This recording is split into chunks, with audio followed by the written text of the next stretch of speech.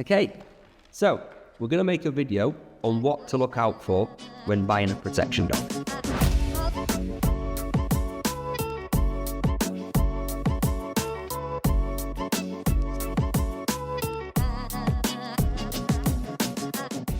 So the reason for this video, people are asking me, why have you done this video? Why would you do this video? And it's purely because I'm absolutely sick of families ringing me up upset that they've been ripped off, upset that they bought a dog from a non-legit company or a company that's just been around a couple of months or a year that's telling them they're not getting any support, any money back, and they're left with this dog. And the problem is it's an emotional buy as well. It's not just for security. People are buying a dog and get an emotional attachment to this dog.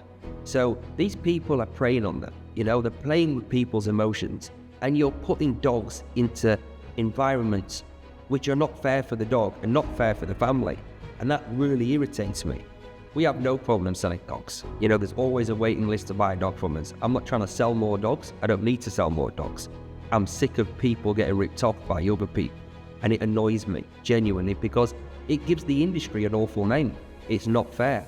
When a family rings me up saying the dog's done this, the dog's done that, what do I do? How do I, how can you help me? I'm like, I don't know the history of your dog, unfortunately. Do you know the history of your dog? And they're like, well, we got a couple of clips before we bought it. It looked really trained. I'm like, okay, I can't believe you haven't done your research. How can people with so much money and resources fall into these traps? It's beyond me. So I'm making this video to help people. I'm not saying buy a dog from me. I can't supply you a dog today. If you wanted one today, you're not getting one. It's that simple. But if you're going to go to a company, just go to a good company. Go to a legit. There's loads of companies out there doing good. There's loads of companies with loads of models out there. I'm not just saying it's just us. I'm saying there's loads of them. But just do it correctly. Don't rush. Anybody that rushes into this purchase finishes up paying for it in the long run or even short run. And then you're left with nothing to do with a dog that's a problematic dog that you don't trust. That actually defeats the objective why you wanted the dog in the first place. To keep you safe, now you feel unsafe because the dog's unstable. So do your research. Even if you want to ring me for advice, if you've seen a dog from someone else, I don't care who they are, I'm not bothered. It makes zero difference to me. If you want advice, we're willing to give people advice. So number one of the most important things I always say look out for when buying anything is, who are you buying the product off? Is it a company? Is it not a company? Just because there is a website, there's a logo, there's some visuals, does it mean they're an actual company? Now what I mean by that is it's very easy for anybody to go online and just check, go on Companies House, check, is the company legit? Are they trading? How long have they been trading? Have they folded multiple companies within the same industry? That's super common. People set something up, doesn't work for them, they get sued, they shut down the company, they set up again in a different, similar name, okay? These are all things that really matter when buying a product. And especially when buying a dog, that you're gonna trust this dog with your family. So it's super important to, number one, check if the company is legit, check how long they've been trading, check they're actually filing accounts, and check that they are 100% legit before even speaking to anybody. Okay, that's the most important thing. Don't look at dogs, don't look at the website, just look at whether they are a legit company. So number two, once you've got past the point of understanding they are actually a company, now let's look at the people in the company. Are they actually dog trainers? What is a dog trainer? Someone that's done a 4-week boot camp, someone who's done an online course, or I'm a behaviorist, or I'm a specialist, or I went on a decoying course, now I'm a decoy. All these people just claim to be dog trainers, and it's a very common thing nowadays, especially since COVID. Everyone was at home, sitting online on YouTube, did a few sits, few spins, few downs, and now everyone's a dog trainer. And the reality is most of them are not. There's a lot of people out there just claiming to be dog trainer, or making cool videos with dogs that are trained that are not theirs, and saying, look what I've done. Super common in this industry. The people in the company dig deep into them. Are the kennel hands? Are the dog walkers that are working dogs, which I see all the time? And I see, because we've got rid of people are then working dogs that are trained and claim the top dog trainers. It's sad, and it's sad because it's not fair on customers. So look into the actual people within the company, do a background check, look at the history and the work that they've done, actually follow them as a person and see what they've actually produced as a dog trainer. Not the recent clips of working someone's dog. It's very easy to do that. I can give you a fully trained dog tomorrow and you can go make a very nice production on how it looks and claim you're a top dog trainer and done it. It's not the case. Look from the bottom up to see if they can actually train dogs. Okay, next one, everyone knows how social media works. Okay, social media, you see all the good, rarely see the bad. That's fine, I agree with that, but actually look at if this account is legit. And what I mean by legit is, I can go buy an account tomorrow for a couple of £100, 3, 4, 5,000 followers, 10,000, 20, 30, 40, it doesn't matter.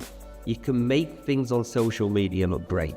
We've been on social media from when it started, and that makes me feel quite old because I remember posting on Instagram and no one knew what it was. Look back in the history of people's posts. If you bought an account a year ago or 2 years ago, but you've put up 1,000 posts, go to the bottom of the account. That also tells you when they actually started actually doing this.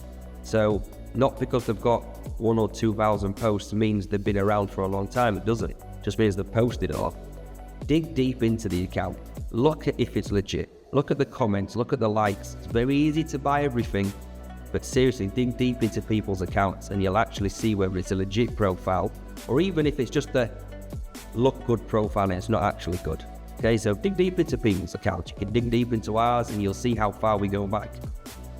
Let's talk about the dog, the history of the dog. I'm not talking about the current status of the dog. Give me a dog today, I'll make some cool videos with it, quick reel, make it look great. Wow, got a super trained dog, ready for sale. Let's advertise that, everyone's going cool. That's not the history of the dog.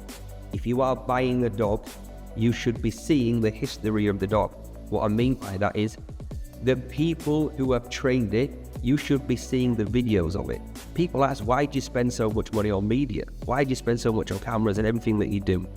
We document the history of our dogs.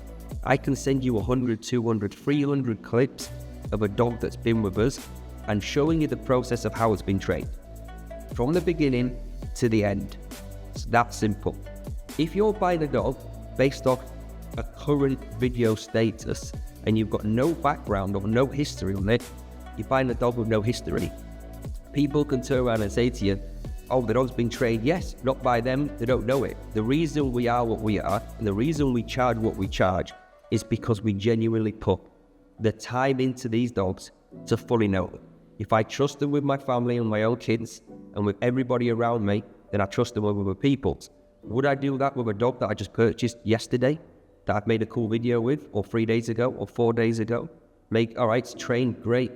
Would I put that in someone else's family? Never in a million years would I ever do that, because it's morally incorrect.